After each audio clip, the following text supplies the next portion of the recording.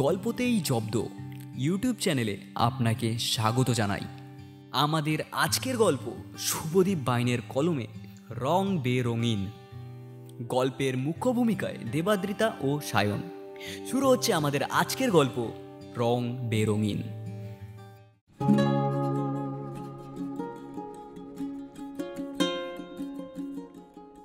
মাইরি, আপনি কখনো প্রেম করেছেন নাকি? আপনার কপালটা আমার মতো, আমার বন্ধুর মতো পোড়া। আজকের গল্পটা যাকে নিয়ে, আমার একটা দূরের বন্ধু, ধরে নিন ওর নাম সায়ন। ওর গলার সাথে আমার গলার একটু মিল লাগতেই পারে আপনার, তবে গল্পটা কিন্তু একদমই আমার নয়। না, তোকে আমার প্রবলেমের কথা বলে কি হবে? তুই পারবি সলভ করতে? বলেই দেখ না, আমি তো তোর বেস্ট ফ্রেন্ড। সেটাই তো সমস্যাটা তো ওখানেই। তুই বল না, দেখবি ঠিক একটা সলিউশন বার করে দেবো। না না, তুই পারবি না। দেখ না পারি কিনা। তোর প্রেমে পড়েছি। কি?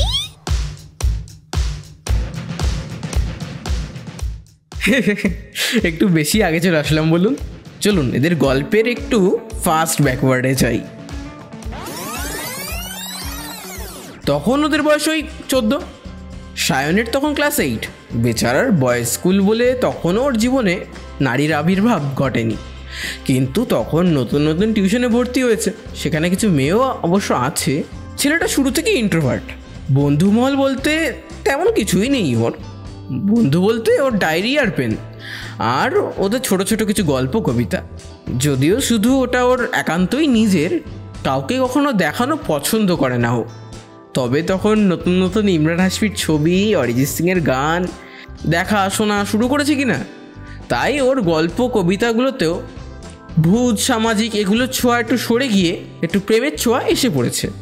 তাই আরও লজ্জা পায় ওর বন্ধু মহলে কবিতাগুলো দেখাতে। যাই হোক, এরকমই একদিন, সেদিন ওদের টিউশনে স্যার তখনও ঢোকেনি, তাই আর কি নিজের কবিতার ডায়েরিটা বের করে কি যেন খসখস করে লিখছিল ছেলেটা। হঠাৎ একটা মেয়ে ছো মেরে ওর ডায়েরিটা নিয়ে যায়। এরপর একের পর এক পাতা উল্টাতে থাকে। সায়ন বলে, এই এই হচ্ছেটা কি? খাতাটা দিয়ে বলছি, আমি কিন্তু স্যারকে বলবো।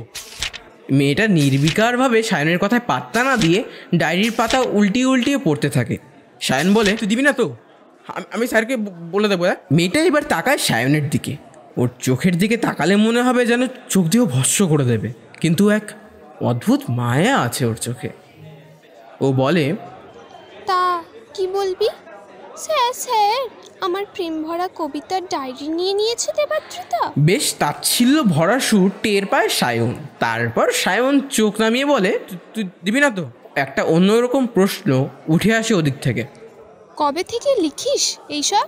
সায়ন অনিচ্ছা সত্ত্বেও বলে, মনে নেই, হয়তো ছোটবেলা থেকে। মেয়েটা ফিস ফিস করে বলে, জন্মগত রবীন্দ্রনাথ।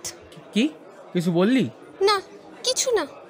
শোন, এটা আমি একদিনের জন্য নিচ্ছি, কাল তোকে পড়ে ফেরত দিয়ে দেবো।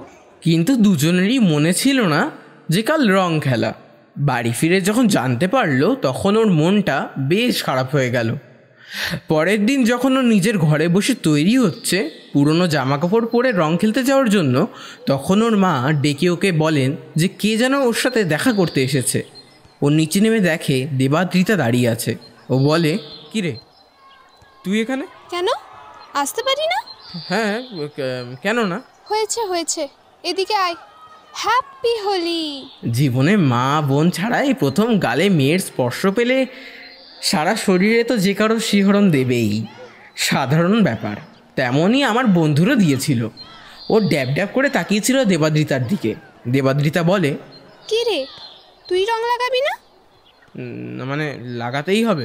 দেবাদ্রিতার চোখের দিকে তাকিয়ে আর সাহস করে কোনো কথা বলেনি সায়ন। তারপর সায়ন একটু আবির নিয়ে দেবাদ্রিতার গালে লাগিয়ে দেয়।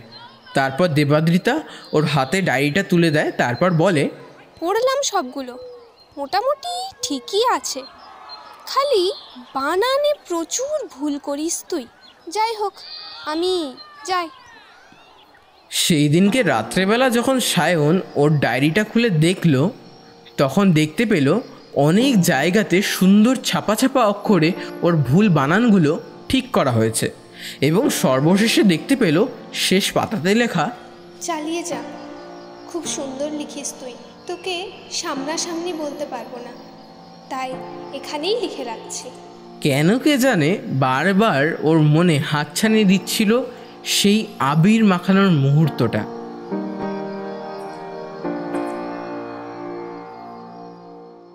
পরের দিন যখন টিউশনে গেছিল তখন দেবাদ্রিতাকে বলেছিল থ্যাংক ইউ কমপ্লিমেন্টটা দেওয়ার জন্য, আর আমি অত ভালো লিখি না। ইউ আর মোস্ট ওয়েলকাম, কিন্তু আমার যেটা সত্যি মনে হয়েছে আমি সেটাই বলেছি, আর আমার ভালো লেগেছে, তোর নাই লাগতে পারে, তাতে আমার কিছু করার নেই।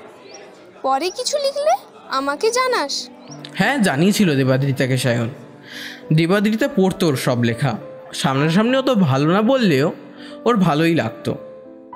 এরকমভাবে আস্তে আস্তে ওদের সম্পর্কটা ধীরে ধীরে বন্ধুত্ব, তারপর ভালো বন্ধুত্ব, আর তারপর বেস্ট ফ্রেন্ডের জায়গাতে গিয়ে দাঁড়ায়।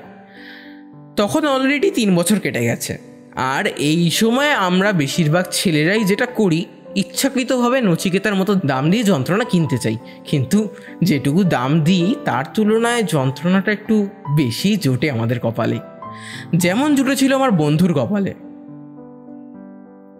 আসলে একটু কেয়ার, যত্ন, চিন্তা, শাসন কোনো মেয়ের কাছ থেকে পেলেই আমরা কীরকম গরমে কাঠি আইসক্রিমের মতন গলতে শুরু করি। তারপর কি হয়? আইসক্রিমটা কি পুরোটাই নষ্ট হয়? শুধু কি ফাঁকা কাঠিটাই পড়ে থাকে আমাদের কাছে? দেখা যাক। রং মানুষের গায়ে রং লাগাতে গিয়ে আমরা নিজেদের রং বেরঙিন করে তুলি না তো? আসলে আমার বন্ধুটা এরকম কেয়ার আগে কোনো দিন পায়নি, তাই কালকে বাজারের মাংসের দাম কম হবে এরকম ভুল ধারণার মতো ওর মনেও একটা ধারণার সৃষ্টি হয়। তবে সেটা ঠিক না ভুল তা আমার সাধ্যের বাইরে। যে দেবাদ্রিতাও হয়তো ওকে ভালোবাসে, তাই ও ঠিক করে ওকে বলতেই হবে দেবাদ্রিতাকে ওর মনের কথা। কিন্তু বন্ধুত্বের কি হবে? ওটা যদি এই চক্করে নষ্ট হয়। চলুন এবার কিছুটা ফাস্ট ফরওয়ার্ডে যাই। যখন দেবাদ্রিতাকে ও ফাইনালি ঠিক করে যে অনেক হয়েছে, এবার তো কিছু করতেই হবে, তাই একদিন দেবাদ্রিতাকে ডেকে বলে, শোন, বল। একটা কথা বলার ছিল। হ্যাঁ বল না। তোর ওরকম গিয়ার চেঞ্জ করছিস কেন? পেতনি মতো মুখটা দেখলে খুব ভয় লাগে আমার। আচ্ছা ওয়েট, কি বললি? তারপরও মনে মনে ভেবেছিল যে ওর কবিতাগুলো পড়ে কি কিছুই বুঝতে পারে না দেবাদ্রিতা। কে জানে দেবাদ্রিতার থেকে ঠিক ও কথা বের করবেই একদিন।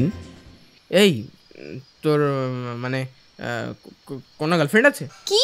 ও sorry sorry sorry sorry sorry I mean আমি বলতে চাইছি যে তোর কোনো বয়ফ্রেন্ড আছে? কেন? দ্বিতীয় পুরুষের ভূতটা কি এখনো মাথা থেকে নামেনি? নিজের বয়ফ্রেন্ড বানাবি ভাবছিস? না, বল না। না, নেই। যাক। যাক মানে? না না কিছু না, ওই আর কি। হঠাৎ করে ওখানে অঞ্জনা এসে আমার বন্ধুকে বলে, এই সায়ন শোন, বল। আমার না তোকে ভালো লাগে। মানেটা কি? আমার ভালো লাগে তোকে, এর আবার আলাদা করে কি মানে হবে? সরি রে, বাট আমি একজনকে ভালোবাসি। এই সায়ন, তুই কবে মিঙ্গেল হলি? না মানে এখনো হইনি, তবে হয়ে যাব হয়ে যাব। হ্যাঁ ভাই আসি। ঢং করিস না, 2 ঘন্টা আগেই তোর ফোনটার ব্যাটারি ডেড হয়ে গেছে।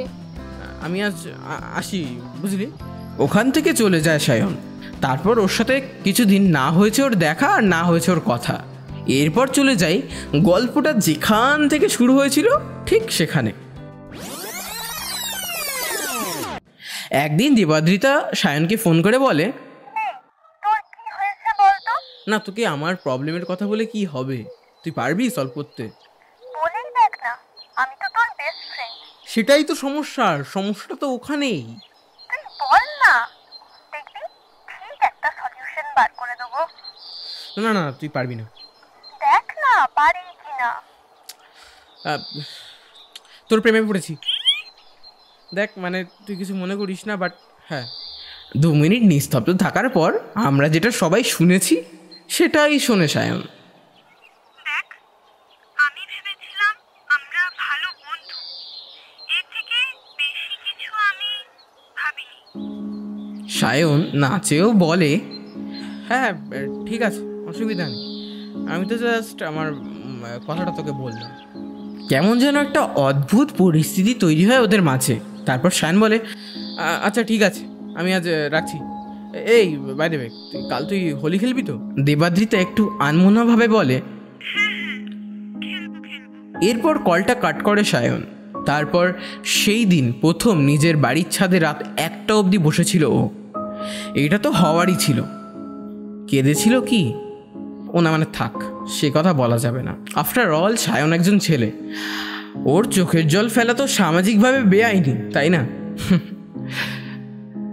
যদিও সেদিন সায়নের খুব ভালো লেগেছিল যে এতদিন পরে ও ওর মনের কথাটা ওকে বলতে পেরেছে, কিন্তু কঠিন সত্যটাও হজম করতে ওর বেশ কষ্ট হচ্ছিল। এরপরের দিন রং খেলা।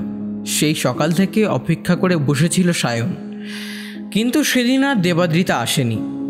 কারণটা খুব স্পষ্ট নয় কি? এরপর থেকে যেটা হয়, ধীরে ধীরে দূরত্ব বাড়তে শুরু করে ওদের।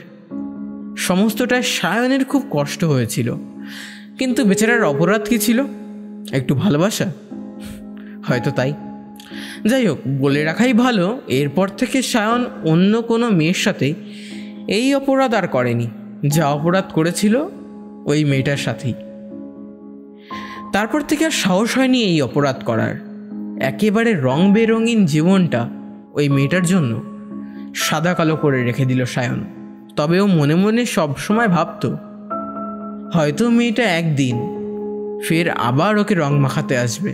সেই দিনটা হয়তো রং বেরঙিন না হয়ে সত্যি রং বেরঙিন হয়ে উঠবে ওর জীবন। কি ভাবছেন এরপর কি হলো? সত্যি বলতে ক্লাইম্যাক্সটা আমিও জানি না। এরপর শুধুই অপেক্ষা সায়নের, শুধুই অপেক্ষা।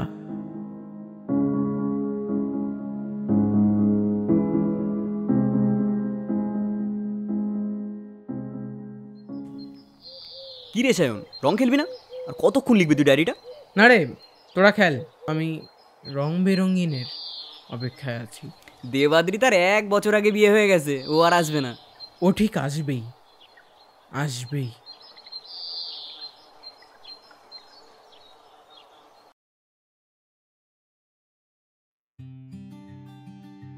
এতক্ষণ শুনছিলেন আমাদের আজকের গল্প রং বেরঙিন। গল্পের দেবাদ্রিতার ভূমিকায় অঙ্কিতা এবং সায়নের ভূমিকায় শুভদীপ, অঞ্জনার ভূমিকায় পারমিতা এবং অন্যান্য চরিত্রে আমি রাজ। গল্পের পোস্টার ডিজাইন BGTN, গল্পের সাউন্ড ডিজাইন ও অন্যান্য পরিচালনায় শুভদীপ। শেষ হলো আমাদের আজকের গল্প রং বেরঙিন। আবার দেখা হবে পরের সপ্তাহে নতুন গল্প নিয়ে। ততদিনের জন্য বিদায়।